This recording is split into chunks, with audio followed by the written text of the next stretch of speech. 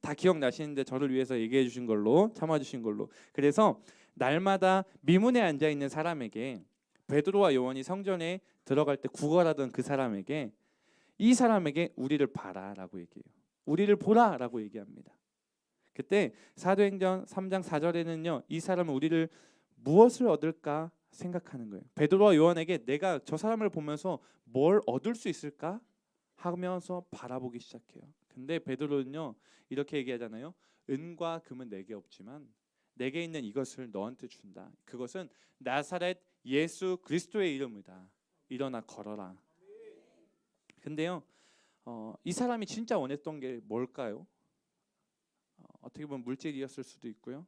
어떻게 보면 먹을 것일 수도 있고요. 어떻게 보면 옷일 수도 있어요. 그 사람이 구하기 힘들잖아요. 혼자 먹고 살기 힘들기 때문에 구할 수 없지만. 그래서 예수님께서도 이렇게 얘기하신 적이 있어요. 내가 너희에게 이르노니 목숨을 위하여 무엇을 먹을까, 무엇을 마실까, 몸을 위하여 무엇을 입을까 염려하지 말라라는 이야기를 했던 이유가 바로 여기에 있어요. 물질이나 먹을 것이나 입을 것에 대한 걱정과 염려가 우리에게 평생 동안 따라다니기 때문이죠. 그래서 이 사람이 그것을 원했겠지만 베드로는 그것을 주지 않고 나사렛 예수 그리스도의 이름으로 일어나 걸으라라는 말을 했어요. 우리도요, 예수의 이름을 줄 수 있는 믿음이 있어야 될 줄로 믿습니다. 베드로는요, 이 말을 하고 나서 말만 한 게 아니더라고요. 말만 한 게 아니라 믿음으로 그의 오른손을 잡아 끌었다라고 얘기해요. 우린 때로 말만 하고 있지 않을까요?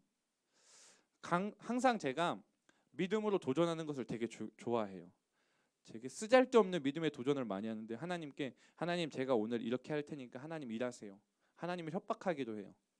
그래서 옛날에 제가 간사로 사역할 때 제가 그때 당시 사례비 전액을 점심 식사비로 다 헌금해야 될 때가 있었어요. 제가 생일인데 제 생일날 우리 교회에서 아름다운 성경이라고 하는 그것을 헌금을 하고 싶었는데 그게 제 사례비 전액이더라고요. 하나님 저 일 할 테니까 먹여 살리세요. 그리고 진짜 해봤어요. 근데 진짜 말도 안 되는 일들로 하나님께서 채우신 일을 제가 그날 경험했었어요. 딱 3만 원 모자랐는데 그게 뭐냐, 11조 낸 거더라고요. 하나님 거니까 내가 너한테 돌려주지 않겠다. 그러면서 정말 27만 원어치를 채워주셨었어요. 금액을 죄송합니다. 네. 그때 당시에 제 사례비가 30이었어요. 네. 그랬는데 제가 이렇게 얘기하면 안 되는데 죄송합니다. 그런데 이렇게 베드로가 행동으로 한 것, 잡아 끌었을 때 역사가 어떤 일이 일어났죠? 발과 발목이 곧 힘을 얻고 뛰어서서 걸어다니기도 하고요, 걷기도 하며 뛰기도 하며 하나님을 찬송했다라고 얘기해요. 그러자 사람들이 힘이 놀랍게 여기기 시작하죠. 와, 쟤 분명히 저기 앉아있던 사람인데, 저 사람 분명히 앉아있던 사람인데 어떻게 걸어다니지? 날 때부터 걸을 수 없던 그 사람이 왜 걷게 된 거지? 놀랍게 여기기 시작해요. 베드로와 요한에게 모여들기 시작해요. 왜? 소문이 나기 시작한 거예요. 저 사람이 잡아 끄니까 갑자기 일어나서 걷기 시작했대. 저 사람 둘이야, 저 사람이야. 이러니까 다 모이기 시작한 거예요. 순간의 기적 앞에 사람들이 놀라기 시작합니다. 마치 베드로와 요한은 마술사요, 능력 있는 사람처럼 보이기도 하며 메시아가 온 것 같기도 하는 그런 생각을 하게 한 거예요. 그 상황 속에서도 베드로는 복음만을 선포하더라고. 오히려 자신을 보는 사람들에게 내가 한 것이 아니다라고 얘기합니다. 사도행전 3장 16절 말씀 한번 보이시죠? 예수로 말미암아 난 믿음이 너희 모든 사람 앞에서 이같이 완전히 낫게 하였느니라라고 선포해요. 예수로 말미암아 난 믿음이라고 얘기해요. 내가 한 게 아니라 예수로 말미암아, 예수로 말미암아 이게 완전히 나았다. 모든 사람 앞에서 이렇게 나타났다. 이 순간에는요, 누가 역사할 시간이죠? 하나님이 아니에요. 지금 이미 하나님 역사하고 계시는 거예요. 이때 사단, 마귀, 귀신들이 막 쫓아와서 이제 역사할 시간이에요. 왜? 시기와 질투하는 사람들이 쫓아와요. 이 하나님의 역사를 싫어하는 존재들이 쫓아와서 얘기하는 거예요. 그들을 가둬요. 감옥에 가두고 그들을 아무것도 할 수 없게 만들어 버리려고 해요. 왜? 니네가 이렇게 했더니 내가 너희를 가둬 버릴 거야. 사단이 역사에서 니네가 이렇게 아무리 하려고 해도 너의 한계점은 여기야라고 막으려고 한다고요. 근데 예수의 이름으로 선포된 말씀을 가둘 수 있을까요? 예수의 이름으로 선포된 복음의 역사를 막을 수 있었을까요? 절대 없었어요. 사도행전 4장 4절의 말씀에 이렇게 나와 있습니다. 함께 읽어보겠습니다. 시작. 말씀을 들은 사람 중에 믿는 사람 많은 수가 약 5천이나 되었더라. 아멘. 믿는 자가 많은데요. 남자만 5천 명이래요. 성경에는 꼭 남자만 기록해요. 그때 당시에 여자도 있었을 거고요. 어른도 있었을 거고 아이들도 있었을 거란 말이죠. 그러면 정말 한 3배 뻥핑해서 한 15,000명이라고 생각해 봅시다. 15,000명이 그 사람들이 듣고 가만히 있었겠습니까? 아니에요. 주변 사람들 다 소문내죠. 신기한 일들 여러분 보면 가만히 있어요? 아니요. 저는 막 SNS 올리고 막 사진 찍어, 야 저거 내가, 그러면 좋아요를 팍팍 받으면서 어디에다 막 제보도 하기도 하고 막 그러더라고요. 이게 왜 그럴까요? 왜 막을 수 없었을까요? 그리고 그들을 가두었다고 왜 멈추지 않았을까요? 복음의 역사는요, 살아있기 때문이에요. 복음의 역사라는 건요, 살아 숨쉬기 때문에 옆으로 전달되고 그러다 보니까 믿는 사람들이 생기기 시작하는 거예요. 복음을 막으려는 자들에게 베드로는 성령 충만으로 무장되어 있었어요. 때문에 제정신이 아니고 성령의 정신이었어요. 우리가 성령 충만해야 하는 이유는 바로 여기에 있다라고 누차 말씀드리고 싶습니다. 계속 말씀드리고 싶어요. 성령 충만하지 않으면요, 어떤 환경이 다가올지라도 나는 무너져요. 나에게 다가오면요, 그냥 무너져 버리는 거예요. 정말 바늘로 콕 찌르면 살짝 따갑고만데 그 바늘 한번 딱 찌르잖아요. 아프다고 막 달려와가지고 울고 불고 막 아무것도 안 하고 할 수가 없다고, 이거 아파서 아무것도 할 수 없다라고 얘기해요. 근데 성령 충만하면요, 바늘과 같은 공격에서 아니요, 망치로 때려도 이거 별거 아닌데, 이 정도 아픔, 예수님이 십자가에 박힌, 예수님께서 십자가에 못 박힌 그 사건보다 안 아파, 이렇게 고백하게 되더라고요. 우리에게 그런 믿음이 있어야 될 줄로 믿습니다. 성경을 읽다 보면요, 공회의 신문보다 베드로의 변론 내용을 훨씬 더 많이 다루는 것을 볼 수 있어요. 박해를 받고요, 같이 기도하고요, 협박도 받고 있는데 조금도 위축되지 않는 성령 충만한 베드로를 보여주더라고요. 이것은 그 시대의 그리스도인들의 모습이었어요. 말씀을 보면요, 공회의 신문은 딱 한 절 나와요. 사도행전 4장 7절 말씀입니다. 사도들을 가운데 세우고 묻되 너희가 무슨 권세와 누구의 이름으로 이 일을 행하였느냐라고 한 번 나옵니다. 근데 그 뒤부터 사도행전 4장 8절부터 11절까지는요, 베드로의 담대한 선포가 나와요. 보여주세요. 4장 8절부터 12절까지의 말씀. 이에 베드로가 성령이 충만하여 이르되 백성의 관리들과 장로들아, 만일 병자에게 행한 착한 일에 대하여 이 사람이 어떻게 구원을 받았느냐고 오늘 우리에게 질문한다면, 너희와 모든 이스라엘 백성들은 알라. 너희가 십자가에 못 박고 하나님이 죽은 자 가운데서 살리신 나사렛 예수 그리스도의 이름으로 이 사람이 건강하게 되어 너희 앞에 섰느니라. 이 예수는 너희 건축자들의 버린 돌로서 집 모퉁이의 머릿돌이 되었느니라. 다른 이로서는 구원을 받을 수 없나니 천하 사람 중에 구원을 받을 만한 다른 이름을 우리에게 주신 일이 없음이라 하였더라. 아멘. 이 담대한 선포는 사실 죽음을 자기가 감당하겠다고 생각하며 하는 선포예요. 이들이 누군지 아십니까? 신문하는 이들이 누군지 아십니까? 예수님을 이단으로 만들어서 십자가에 못 박았던 자들이에요. 예수 이름을 선포하지 말라라고 얘기하며 가둬놨는데 변론하면서 예수의 이름을 선포하고 있어요. 이 사람을 가두어서 죽일 수 있어요. 그런 권세를 가진 자들 앞에서 자신은 일사각오의 정신으로 선포하고 있는 거예요. 예수의 이름으로 일을 했다 답변해도, 여러분, 우리가 이렇게 할 수 있겠냐는 게 중요한 거예요. 우리가 이런 믿음이 있냐는 게 중요한 거예요. 자신을 예수님처럼 사형 선고를 하고 죽일지라도 내가 선포하고 죽겠다. 그런 베드로의 모습이죠. 10절 말씀을 보면 너희가 십자가에 못 박고라고 얘기합니다. 9절과 10절만 나오는 9절 보여주시겠어요? 만일 병자애가 행한 착한 일에 대해서 이 사람이 어떻게 구원을 받았느냐라고 질문하고 나서 너희가 모든 이스라엘 백성들 알아라. 너희가 십자가에 못 박았다라고 얘기해요. 너희가 십자가에 못 박았다. 근데요, 여기에 신문하는 사람들에게만 하는 얘기가 아니더라고요. 신문하는 너희뿐만 아니라 이스라엘 모든 백성들은 알아라. 너희가 십자가에 못 박았다. 이 말씀을 읽을 때마다 제가 항상 생각하는 게, 내가 예수를 못 박았구나. 그런 생각을 하게 해요. 그런데 우리가 그런 마음에서 끝나면 안 되더라고요. 거기에 말씀에서 뭐라고 얘기하느냐 잘 봐야 돼요. 너희가 십자가에 못 박았다. 그래, 내가 예수 십자가에 못 박았으니까 내가 죄인이다. 이러고 끝나라는 게 아니에요. 하나님이 죽은 자 가운데선 살리신 나사렛 예수 그리스도의 이름으로 이 사람이 건강하게 되었다라는 거, 이게 중요한 거예요. 여러분은 어디에서 얼만큼 멈췄습니까? 아니면 계속 가고 있습니까? 과거에 머물러 있는 것이 아니라 말씀에 머물러 있고 또는 말씀을 통하여서 한 걸음 한 걸음 나아가는 게 중요한데 여러분은 얼만큼 말씀을 따라 걸어가고 있냐는 것입니다. 예수를 십자가에 못 박은 죄악 분명합니다. 그런데 하나님은 그 예수 그리스도를 살리셨고요.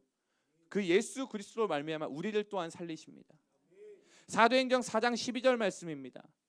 다른 이로서는 구원을 받을 수 없나니 천하 사람 중에 구원을 받을 만한 다른 이름을 우리에게 주신 일이 없습니다. 다른 이름을 주지 않으셨습니다. 영상 하나 보여드리겠어요. 첫날 소리 좀 비가 키워주세요. 와도 기뻤던 이유는 어디에 있습니까? 둘째 밤도 비가 왔지만 기쁜 이유는 무엇입니까? 셋째 날도 변함없이 비가 오지만 또 기쁜 이유는 무엇입니까? 여러분의 인생의 날씨를 주관하고 계시는 그분은 누구십니까? 여러분의 인생을 책임지시는 그분은 누구십니까? 형제들이여, 여러분에게 가장 멋진 여친을 준비하고 계시는 그분은 누구십니까?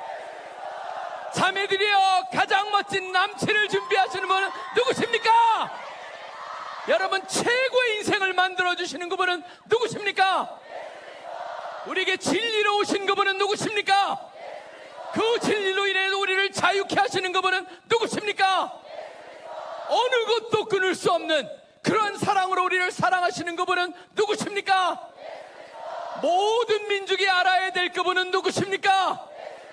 모든 민족이 믿어야 될 그분은 누구십니까?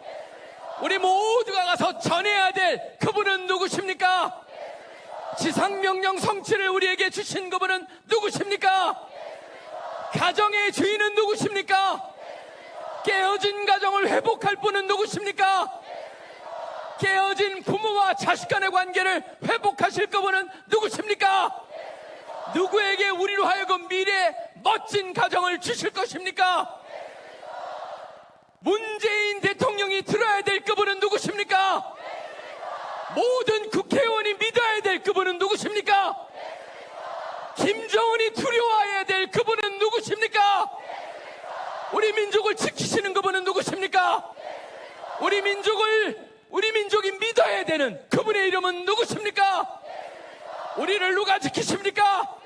우리를 누가 보응시키십니까? 통일은 누가 주십니까? 그렇습니다, 여러분. 여기 이 영상이요, CCC라는 대학교 선교 단체에서 하는 수련회에서 하는 겁니다. 평창이라는 곳에서 하는데요. 제가 알기로 한 8,000명 정도가 모여서 저렇게 예배를 드립니다. 영상으로 저희 아내가 CCC 출신인데 저걸 영상을 틀어놨더라고요, 밤에. 그래서 뭐야, 왜 저러고 있어? 처음에 그랬거든요. 근데 보면 볼수록 마음이 뜨거워지더라고요. 와, 청년들이 비 오는데 우비를 입고 있는 거 봤죠? 비가 엄청 내리고 있는 거예요. 저 현장에 저도 있었어요. 첫째 날 영상 보고 왜 저래? 둘째 날 셋째 날 새벽 기도 하는데 저게 계속 생각나는 거예요. 아, 저 현장 가보고 싶다. 새벽 예배 끝나자마자 아내 깨워서 가자. 일어나 빨리 옷 입어. 그러고 진짜 갔다 왔어요. 가서 예배 드리고, 와, 저 현장을 보면서 소름이 쫙 돋는 거예요.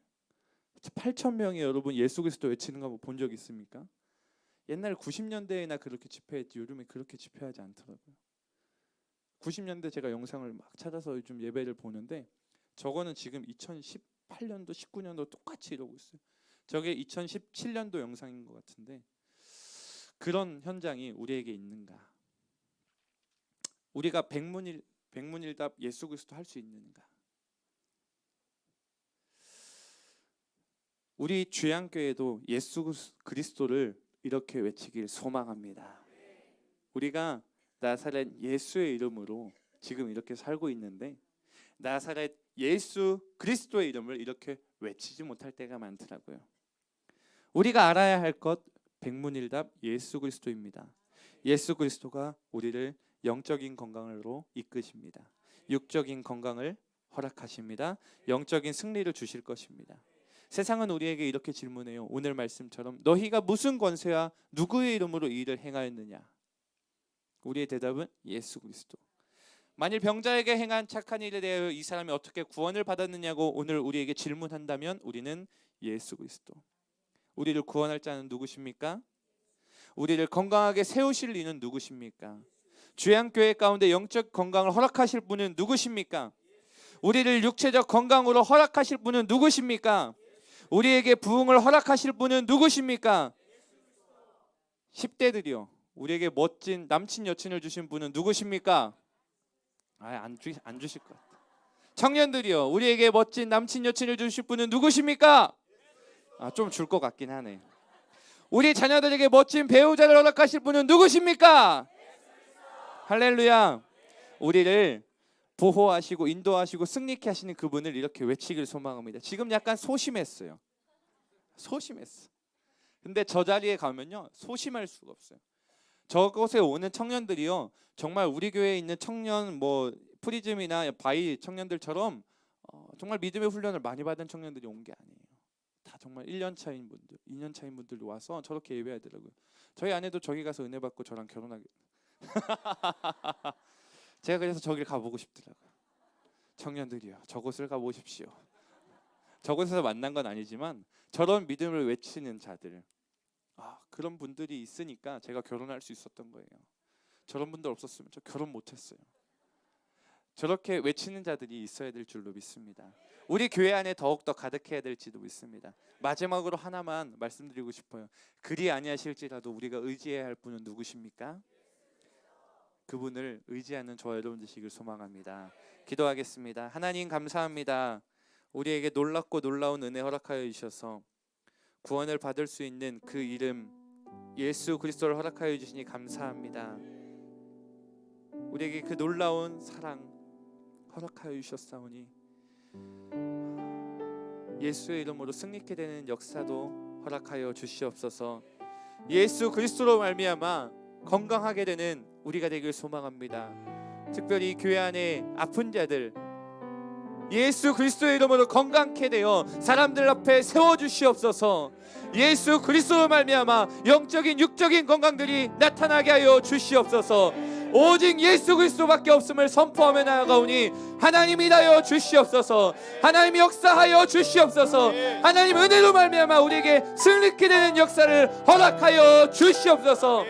감사드리며 한 주간도 지켜주실 또한 남은 40일 기도 가운데 놀라운 주수의 은혜를 허락하실 주님을 찬양하며 살아서 역사하시는 예수 그리스도의 이름으로 기도하옵나이다.